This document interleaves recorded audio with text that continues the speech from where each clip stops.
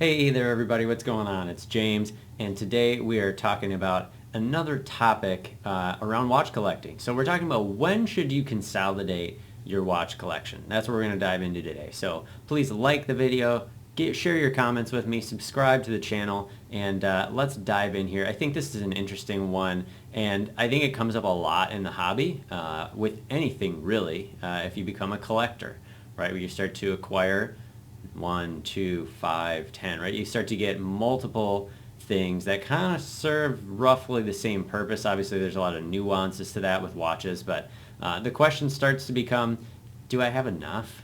Do I have too many? Should I trade some in? Should I sell some? Like, what do I do with my collection? And again, going back to what I always say about being a satisfied collector, I do think this is very personal. And so again, this video is not me telling you exactly how you should think about it. It's more me giving some insights from my own journey and some maybe mistakes I've made, things like that, so that you can apply those same things within your own collection. So the first one that I think is super relevant is, what is your financial situation?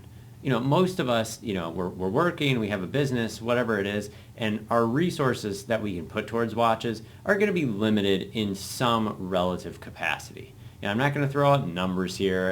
It's not about how much you make necessarily, because you can be very, very disciplined with it and find money for your hobbies and things like that. But I do think that what you make is really a important piece of this conversation, because if you have limited resources, you may hate the idea of watches that you don't really use or wear, and that makes a lot of sense. Other people are more okay with it, right? They're like, hey, I've got this piece, it means a lot to me, and I'm glad that I have it in my collection. And so those are both totally valid thought processes, but you just want to really think about, like, how are you with your money? Like, you know how you are with your money, and if you know that you're going to spend, you know, 2, 6, 15, 30 grand on something that's going to sit in a box or on a winder that you only bring out for a special occasion, you may love that, or you may absolutely hate that idea. So that your financial situation will really play into that. And again, that's okay. So next point in this conversation is, what other pieces do you already have in your collection? So for instance, if I have a dive piece, let's say I've got a Rolex Submariner, you know, the kind of the classic, you know, one of the entry luxury watches. And then I go and I buy like an Omega Seamaster 300. Like, that may be okay. Again, you may love that. You may have a thing for Omega. You may want the different design aspects of that. But there's also a possibility that you might see it as, okay, like, I have this diver over here. It's got these features, date, you know, whatever. And then I've got this Omega Seamaster over here that kind of has all the same features. And when am I going to wear one or the other?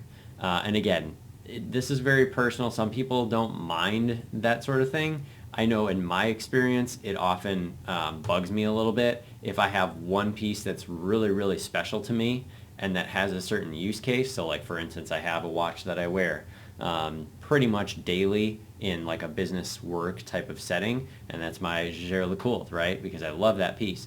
And so if I buy another watch that kind of fits that same exact use case, sometimes it bugs me that I'm not wearing the JLC because of how much I love it.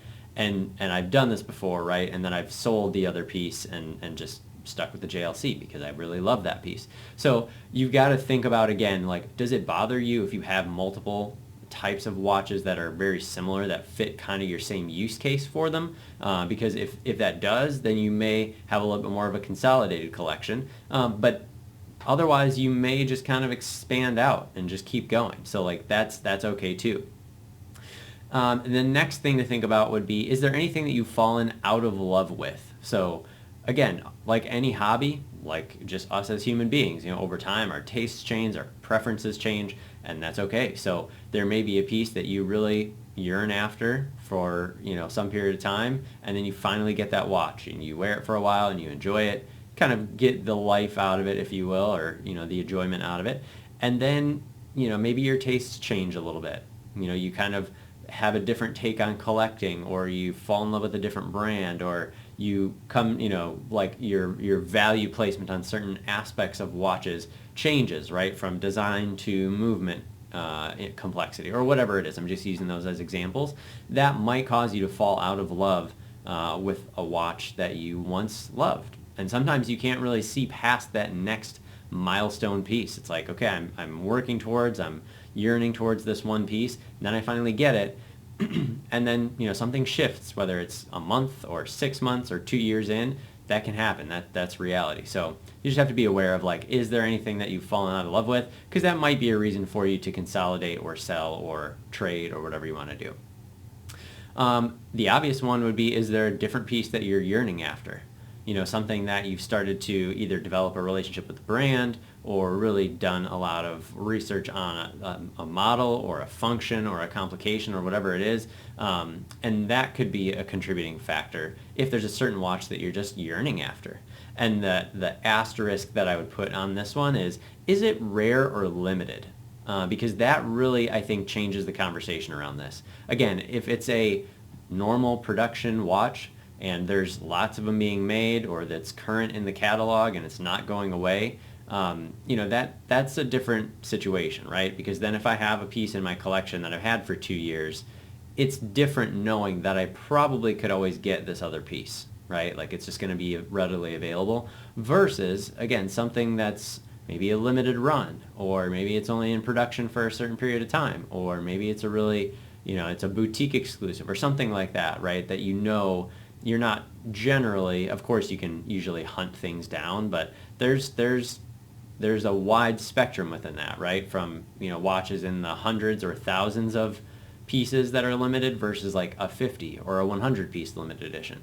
Because that could be a great opportunity to say, hey, I've got a relationship with an AD or a reseller or whatever it is, and all of a sudden they call me and say, hey, I've got one of these watches you've been looking for, asking about, and do you want it? That might be a time for you to then look at the collection and say, okay, like, what have I maybe not been getting as much use out of? Have I fallen out of love with any of these pieces? Because it's worth me getting that piece that I've been kind of yearning after, even though it's going to cost me trading in a few. And that certainly has happened for me. Again, my Jaeger LeCoultre, is a 100 piece limited edition, and that one was one I had been looking at for multiple years before I actually stumbled across one. So when that came across the table, immediately I was kind of like, yep, we're doing it.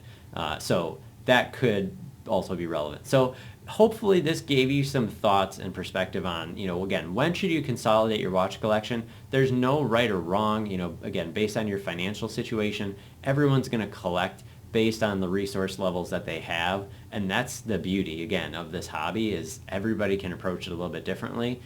Everybody makes these decisions a little bit differently. They're in a different financial situation, and that's going to put different brands, different models within reach or not, and that's okay. That's the beauty of it. So, but you just want to make sure that you're cautious and considerate, because I certainly know there have been times when I've sold pieces, right, and then 6 months later been like, oh, man, I really wish I wouldn't have sold that. And then some cases where, even though I might miss the piece, it was still worth, the sell, worth the trade to get something, again, more exclusive that I actually wanted. So hope that gives you some insights and some thoughts today as you think about your overall collection. And again, my goal for you is that you get out of watches whatever it is that you want to get out of watches, so that you can know and love and appreciate the collection you have and be a satisfied collector. So again, please like, comment, and subscribe to the channel. My name is James, and I will see you along your path of watches. I will talk to you again next time.